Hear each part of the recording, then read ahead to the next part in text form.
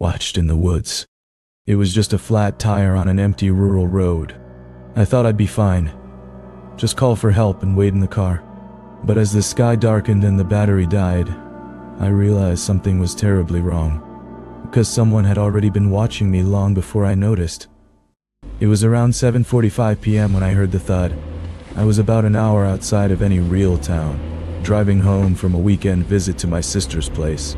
One loud pop. Then the car began to thump awkwardly on the left side. Flat tire. Great. No cell service. I pulled onto the shoulder of the narrow 2-lane road, surrounded by nothing but thick woods on both sides. There were no streetlights, no passing cars, just empty road and miles of trees. I stepped out, cursing under my breath, and popped the trunk. I didn't have a spare, of course, only an old tire iron, some jumper cables, and a flashlight that flickered weakly when I clicked it on. I climbed back into the car, hoping someone would pass by soon. Maybe I'd get lucky. 15 minutes passed. Nothing. The sky had gone from soft blue to a deep purple. Night was settling in fast. That's when I saw the light. Faint, flickering, about 40 yards into the woods across the road from me. At first I thought maybe it was a flashlight, but the glow was warm, orange, like a lantern. It was moving slowly, side to side, as if someone was carrying it, searching for something. I watched it for a minute, trying to make sense of it. Was it a camper? A hunter? Then it stopped. The light didn't sway.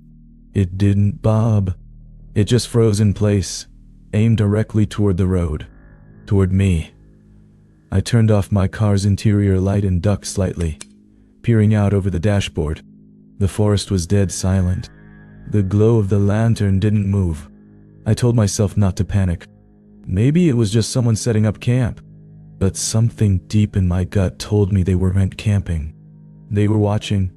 After another 10 minutes of silence and stillness, I reached for my phone again. Still, no signal. I turned it off to save battery and sat quietly. That's when I noticed something that made my stomach twist. There was movement, but not from the lantern, from behind my car. I turned slowly in my seat and looked through the rear window. Barely visible in the fading light, I saw a figure walking across the road, from the trees on my side, toward the woods where the lantern was. I couldn't make out the face, but it looked like someone in a hooded jacket, moving at a steady, deliberate pace. No flashlight, just walking. I didn't move, didn't breathe. I just watched as they vanished into the woods, and the lantern was suddenly gone. No glow, no sound, just total darkness. It felt like the forest swallowed both of them. My heart was pounding. I locked the doors and sat back, trying to stay calm. I told myself maybe I imagined it, that I was tired, that people hike out here all the time. But then, 30 minutes later, when it was fully dark, I heard something that erased any doubts. A soft knock from the rear passenger side window. Not aggressive, just casual, like a tap. I froze. Slowly I turned my head toward the sound, not wanting to see what might be there, but unable to stop myself. There was nothing there. No one. But I knew what I heard. Then came a second knock. This time, from the driver's side. I hit the lock button again instinctively, even though I was already locked in. Then I turned on the flashlight, flickering and weak, and shone it out the side window. Again, nothing. But when I turned back toward the windshield, my breath caught in my throat. On the glass, right in front of my face, was a smeared handprint. Fresh. Someone had touched the windshield while I was looking away. I started the car, praying the engine would turn over. It sputtered. Then, nothing. I tried again. The dashboard lights flickered and went black. The battery was dying. I was alone. In a dead car. On a dark road. With someone, or multiple people, watching me from the woods. And they were getting bolder. I don't know how long I sat there, frozen in the driver's seat, staring at that smeared handprint. It wasn't just a streak. You could see the outline of fingers, even the palm swirl. Someone had touched the windshield just seconds ago. While I was checking the sides, I flicked the flashlight back on and swept it across the windows again. The beam trembled as much as my hands did. Trees, shadows, nothing, and then movement. Something darted just beyond the reach of the light, by the tree line across the road. Not an animal. Too tall. I jerked the flashlight toward it, but it was gone. Silence. I locked eyes on my rearview mirror. For a moment, I thought I saw someone crouched low behind my car. But when I turned to look, nothing. That kind of terror. It plays with your mind. You start to doubt what's real and what's panic. But I knew something was out there. They were circling the car. I crouched down in the seat, practically lying flat now, trying not to be visible through the windows. My heart was hammering so loud I was scared they'd hear it. Another knock, this time softer, came from the rear windshield. Not the side, not the door, the very back. I didn't even move this time. I just lay there, eyes wide, breathing shallow. Then came the whisper. I swear on everything, I heard it. Right outside the window. You shouldn't have stopped here. It was a man's voice. Low, calm, neat, almost amused. I clamped a hand over my mouth. Every part of me wanted to scream, or run, or do something. But I couldn't move. A second voice whispered from the opposite side. We've been waiting. I felt tears well up in my eyes. I couldn't see them. I couldn't fight. And I couldn't escape. Then I remembered the flashlight, and a desperate, reckless idea sparked in my head. I turned it on, aimed it at the ceiling, and smashed it against the window. The flickering light burst, flashing erratically as it shorted out, creating bursts of white strobe through the car. For just a second, in one of those flashes, I saw them. Two faces, inches from the glass, one grinning wide, the other just staring, head tilted slightly, like a dog listening to a sound it didn't understand. They backed off as soon as the light sparked. I heard hurried footsteps, disappearing into the trees. I sat up, finally able to breathe. My body was shaking uncontrollably. My hand went to my phone. Dead. I had one last option. I opened the glove compartment, my old emergency flare. I yanked the door open, ran out into the road, and lit it. Whoosh! A blast of red fire shot from the stick, casting long shadows across the trees and flooding the road in hellish light. I held it up high and spun around in every direction. Nothing. The woods were empty. I stayed there, in the middle of the road, gripping the flare like a weapon. Then, a noise behind me, a branch snapping.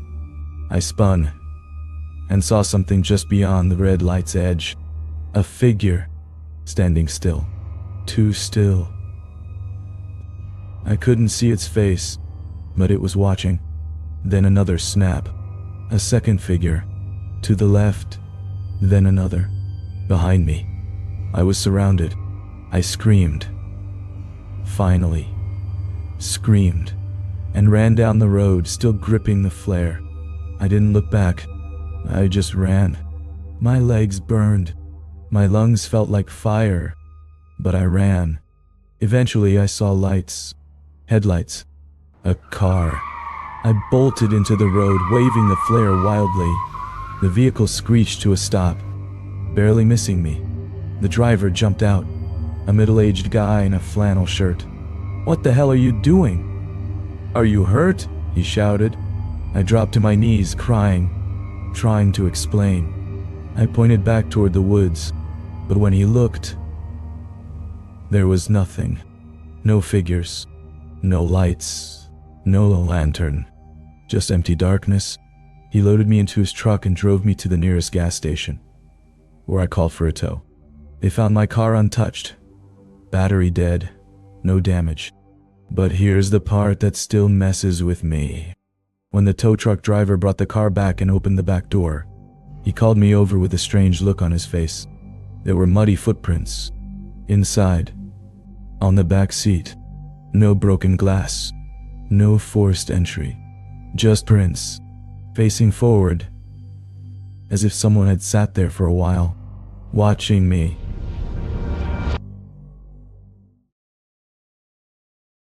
The gas station that wasn't on the map. Driving across the country, I stopped at a gas station I couldn't find later on any map. The pumps were old, the clerk didn't blink, and the place had an eerie silence that didn't match the highway noise. What seemed like a quiet fuel stop turned into something I might never escape. I was halfway through a solo cross-country drive, somewhere in rural Nebraska, when I realized I was almost out of gas.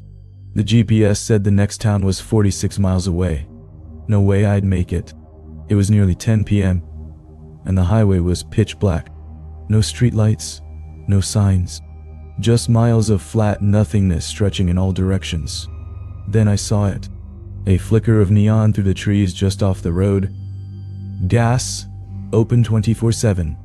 I almost thought I imagined it, but sure enough, I spotted a narrow gravel turnoff and a small run-down gas station behind a row of trees. The building looked old, like 1950s old. A single faded canopy hung over two rusted pumps. A dull yellow light buzzed overhead. I hesitated. Something about the place felt wrong. Maybe it was the silence, or the way the light didn't seem to reach beyond the station's edge. But I was nearly on empty, and I didn't have a choice. I pulled in. The gravel crunched under my tires as I rolled to a stop beside the pump. I waited for a sensor to beep or a screen to light up, but nothing happened. Just silence. I got out of the car, looking for a card slot or instructions, but the pump was purely analog. No keypad, no display. Then, behind me, the glass door to the station creaked open. A man stepped out, mid-40s, wearing a button-up shirt tucked into jeans. Clean, but old-fashioned. He didn't smile, didn't say anything. "Hey," I called out. "Are the pumps working?" He nodded once. "Prepay only. Inside." I didn't want to go inside, but I did. The bell above the door jingled as I entered. The air smelled stale, like dust and engine grease. The place was weirdly clean for how old it looked. Rows of outdated snacks, some brands I didn't recognize, lined the shelves. A rotating hot dog grill sat behind the counter, empty and unmoving. The man stood behind the register, hands folded. I pulled out my card. $20 on pump 1? He shook his head. "Cash only." I frowned. "Seriously?" He didn't blink. Reluctantly, I dug out a 20 from my glove box and handed it over. He took it silently, slid open a drawer.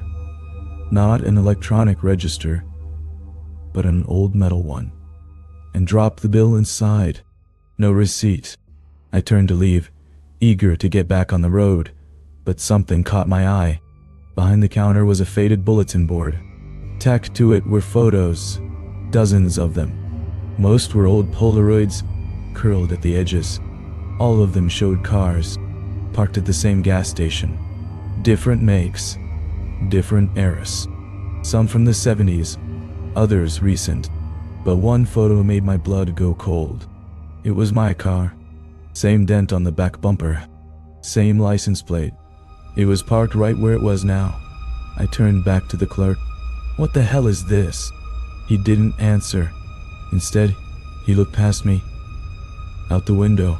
I turned too, and my heart skipped. The gas station outside was gone. Not just dark, gone. No pumps, no canopy, no gravel lot, just pitch black forest. I spun back around. What's going on? but the man behind the counter was no longer there. The counter was empty. I called out. Nothing. I walked back to the door, shoved it open, and stumbled outside. But I wasn't standing in front of a gas station anymore. I was in the middle of the woods. My car was still there, but now it was parked on dead grass and dirt. No gravel, no road, just trees all around. The headlights were off. The keys were in the ignition, but the engine wouldn't turn over. I tried the doors. Locked. My phone had no signal. Of course. Then I heard it. The sound of footsteps. Deliberate, crunching leaves and twigs, coming from behind me. I turned. A silhouette, tall, slender, standing still between two trees. I couldn't make out the face, but it was watching. Another sound, opposite direction. A second figure, then a third. They didn't move, just watched. I backed up against my car, panicked. My eyes scanned for any kind of escape route, but it was just dense woods and shadows. Then the figures began to step forward, all at once. They moved with an eerie silence, gliding through the underbrush like shadows come to life. My heart pounded so hard I thought it might burst out of my chest. The forest felt alive, breathing, closing in on me. I fumbled with the car door handle again, locked tight. My hands shook. The figures drew closer, their faces still hidden in darkness. I stumbled backward, hitting the car's hood. My mind raced. Was this some sick joke? A nightmare? Or had I stepped into something beyond understanding? Suddenly, a twig snapped sharply to my left. One of the figures froze, then slowly turned its head toward the sound. I seized the moment, yanked open my car door, and jumped in. Slamming it shut, I locked it and mashed the ignition. Nothing. The engine sputtered, then died. The dashboard flickered weakly. I turned the key again. Still nothing. Panic rising, I looked desperately around for help. The figures were gathering now, surrounding the car like a ring of predators. A desperate idea struck me. I grabbed the flare from the glove compartment and struck the match. The flare burst to life, casting a hellish red glow through the forest and across the car windows. For a moment, the figures recoiled, retreating into the shadows. The flare's light flickered wildly, throwing their elongated shapes onto the trees. But I knew this wouldn't hold them back for long. Suddenly, the driver's side window cracked. A spiderweb fracture spreading across the glass. My blood ran cold. Something was trying to get in. I slammed my body against the door and yelled at the top of my lungs, hoping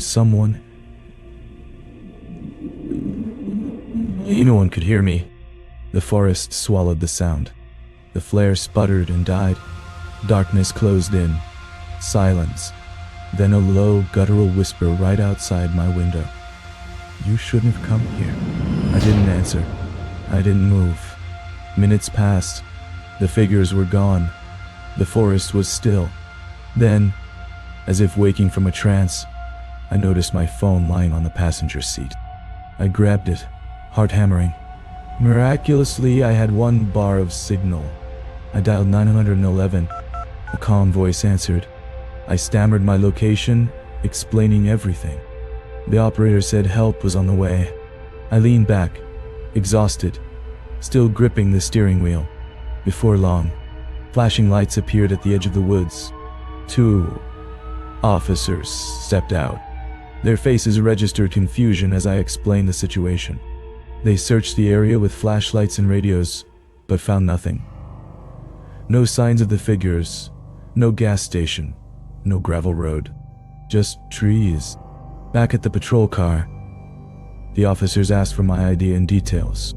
One of them pulled up the highway map. The closest gas station was miles back. No record of any station at my location. They offered to give me a ride to the nearest town, which I accepted without hesitation. As the patrol car pulled onto the highway, I looked back one last time. Between the trees, just at the edge of the fading light. I thought I saw a figure standing perfectly still, watching me leave.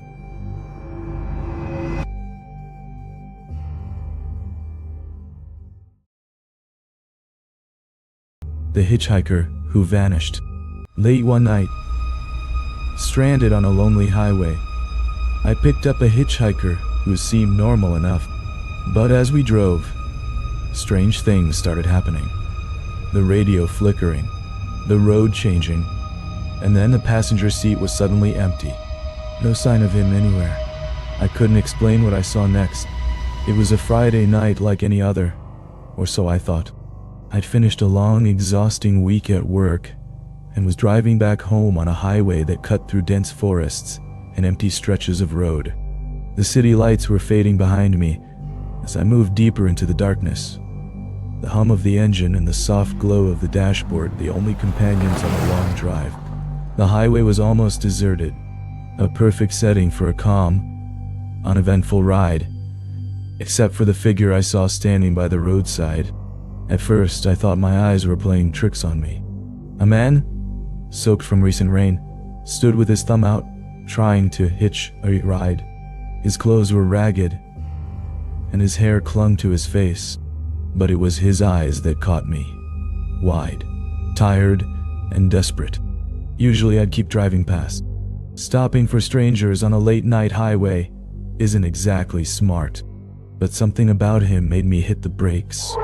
He climbed into the passenger seat wordlessly. The smell of damp earth and cold rain filled the car. I glanced over at him, trying to find out where he was headed. "Where are you going?" I asked, forcing a calm I didn't feel. He pulled out a crumpled piece of paper with an address on it. A place about 15 miles ahead, near a small town I'd never heard of. The night was quiet as we drove.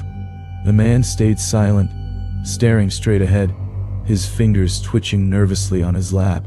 The radio crackled suddenly, the music cutting in and out like it was struggling to stay on. I tried changing the station, but all I got was static. Then the road signs began to look strange. I blinked hard, thinking maybe the exhaustion was messing with me. The names were misspelled. Some signs had symbols I couldn't recognize, and the road itself seemed to narrow, twisting in unnatural ways. The trees that lined the road grew closer, their branches reaching toward the car like clawed hands. Shadows flickered in the corner of my vision, and every time I glanced over, the man's expression stayed empty, unreadable. I felt a growing knot of unease in my stomach. Suddenly, the car's lights flickered. The engine sputtered, but didn't die. A chill ran down my spine. Then, just as I was about to ask him if everything was okay, I glanced over, and the passenger seat was empty. I slammed on the brakes and pulled over onto the shoulder. My heart pounded so loudly I was sure the man could hear it. But there was no sign of him. No footprints in the dirt. No movement in the trees. Nothing. I called out his name, but only the rustling of the wind answered me. My phone showed no signal. I tried calling for help, but nothing connected. I sat back in the driver's seat, trying to catch my breath. The night suddenly felt heavier, darker. Then the radio crackled to life again, and I heard a whisper. A faint, chilling voice that said, "Thank you for the ride." I looked out the window.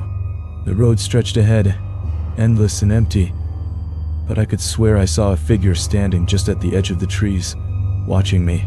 The voice on the radio was low, distant, almost a whisper, but it sent a chill down my spine. I reached out, fumbling desperately with the radio dials, trying to find a clear signal. The static gave way to silence, then the faint sound of a lonely melody, like a music box playing somewhere far away. My hands trembled as I gripped the steering wheel, every nerve screaming to get out of there. "Who's there?" I asked aloud, voice shaking, even though I knew no one could hear me.